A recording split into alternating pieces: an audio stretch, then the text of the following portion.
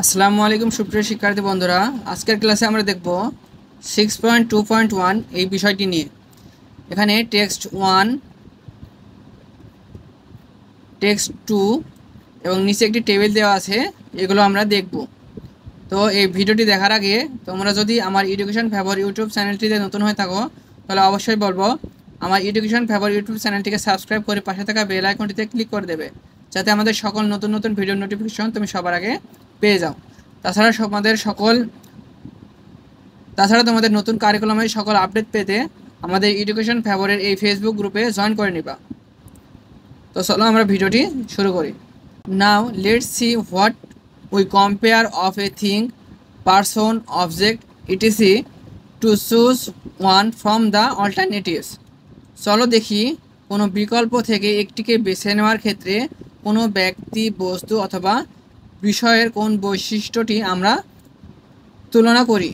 Read the following two texts and in pairs groups identify the similarities and difference between virus and bacteria in text 1। তাহলে text 1-এ bacteria এবং ভাইরাসের difference এবং similarities দেখতে হবে। And culture and civilization in text 2, এবং text 2-তে culture এবং সিভিলাইজেশনের similarities এবং difference দেখতে হবে। Later present your findings in front of whole class. পরে শ্রেণীতে তোমার প্রাপ্ত ফলাফল শেয়ার করো। তাহলে চলো টেক্সট 1-এ কী আছে তা আমরা আগে দেখে নিই। এটি আমি তোমাদের সুবিধার জন্য বাংলা অর্থসহ করে দেব, তো তোমরা সেটা স্ক্রিনশট দিয়ে রাখতে পারো যাতে তোমাদের বাংলাটি দেখতেও পরবর্তীতে সুবিধা হয়। Text 1, virus and bacteria are microscopic organism. Virus এবং ব্যাকটেরিয়া হলো মাইক্রোস্কোপিক জীব। Bacteria are single celled and considered living organism. Bacteria হলো এককোষী এবং জীবিত জীব হিসেবে বিবেচিত। Virus are not cell but genetic material, DNA or RNA enclosed in a protein code. ভাইরাসগুলি কোষ নয় বরং জিনগত উপাদান, যেমন ডিএনএ বা আরএনএ, যা প্রোটিন কোডের মধ্যে আবদ্ধ থাকে। They do not have cellular structures and considered non living particles. এদের কোষীয় কাঠামো নেই, বরং এগুলোকে নির্জীব কণা হিসেবে বিবেচনা করা হয়।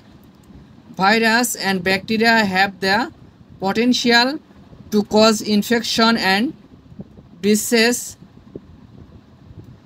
In humans, animals and plants. Virus এবং ব্যাকটেরিয়া মানুষ, প্রাণী, উদ্ভিদের মধ্যে সংক্রমণ এবং রোগ সৃষ্টি করার সম্ভাবনা রয়েছে। Both have mechanisms for replication.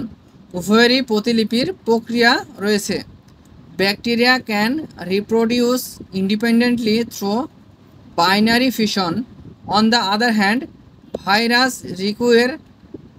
require a host cell to replicate. Bacteria binary ফিশনের মাধ্যমে স্বাধীনভাবে প্রজনন করতে পারে।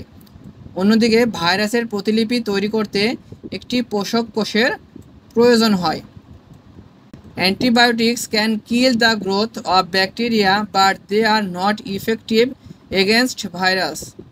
অ্যান্টিবায়োটিক ব্যাকটেরিয়ার বৃদ্ধিকে মেরে ফেলতে পারে, কিন্তু ভাইরাসের বিরুদ্ধে কার্যকর নয়। Bacteria are larger than virus. Bacteria ভাইরাসের চেয়ে বড়। Virus and bacteria can be transmitted from one organism to another through virus means. Virus এবং ব্যাকটেরিয়া বিভিন্ন উপায়ে এক জীব থেকে অন্য জীবের মধ্যে সংক্রমিত হতে পারে। তাহলে এই হলো আমাদের টেক্সট 1। তো ভিডিওটি অনেক বড় হয়ে যাবে, সেই কারণে আমি এই পর্বে টেক্সট 1 দেখিয়ে দিলাম। পরবর্তী পর্বে আমি টেক্সট 2 এটি দেখিয়ে দেব এবং তার পরবর্তী ভিডিওতে আমি এই টেবিলটি তোমাদেরকে সমাধান করে দেব।